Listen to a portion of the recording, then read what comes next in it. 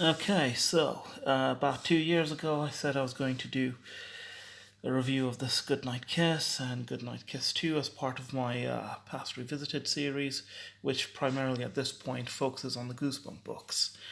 I eventually got around to it, but you know, other certain things in life got in the way, and only now have I been able to find the time to officially record this video.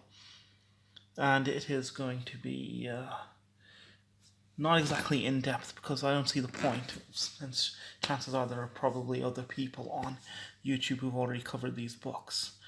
But I will instead give my thoughts on whether or not these books still hold up now compared to when I first read them.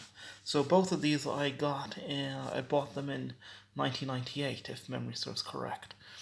And I didn't get around to reading them until 99, of course, because I had other books that I needed to make my way through. So we'll start with Goodnight Kiss. One for those. Well, there you go. That pretty much more or less gives you an idea of what to expect with this story.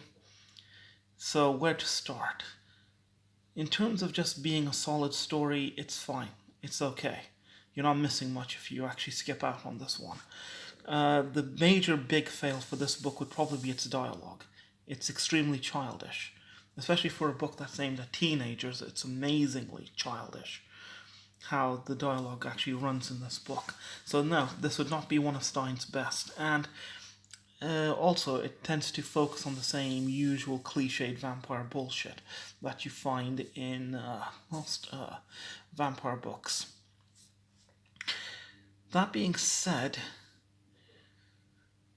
yeah, again, I'm trying to think of something positive to say about this one, but there isn't anything positive. Skip. This one is a far better story, much more stronger in terms of dialogue, in terms of characters, and overall presentation. Where this one unfortunately fails. Oh, hold on. There you go.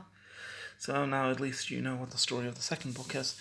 This biggest failure for this book, however, is the twist ending. Whereas this one has got a very, very predictable twist ending, this one also features a predictable twist ending. Problem is, in this one, there's setup.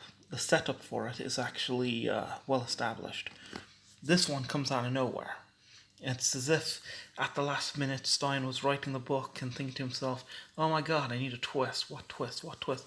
And then he comes up with the most lame-ass twist he can possibly put together. So this book really fails on the ending. But in terms of pure storytelling, dialogue, and characters, and if I was a movie producer, for example, and I was interested in adapting one of these books, I would ignore this book entirely and instead focus on this one. Because this one is definitely a much, much stronger story. And for anyone who's interested in reading either of these books, like I said, you're not really missing much, since this book pretty much more or less acts as a standalone title. Indeed, it does have some connection to the first book in one of the characters, but you quickly discover the backstory pretty quickly, which means this one you can skip.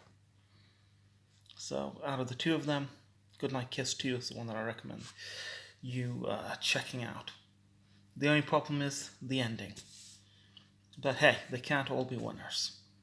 So, this is R.L. Stine's take on vampires, and once again, it does focus on the more, how should you say, the typical cliched Western vampire take on vampires in terms of the mythology and everything attached to it. You know, they can't eat garlic, they can't face the cross, holy water, and all that type of stuff.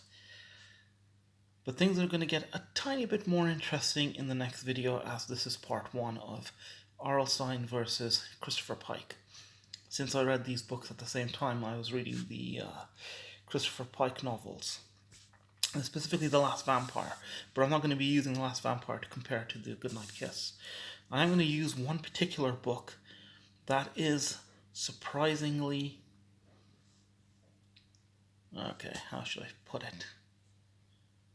Okay, it's just a surprise. Till then.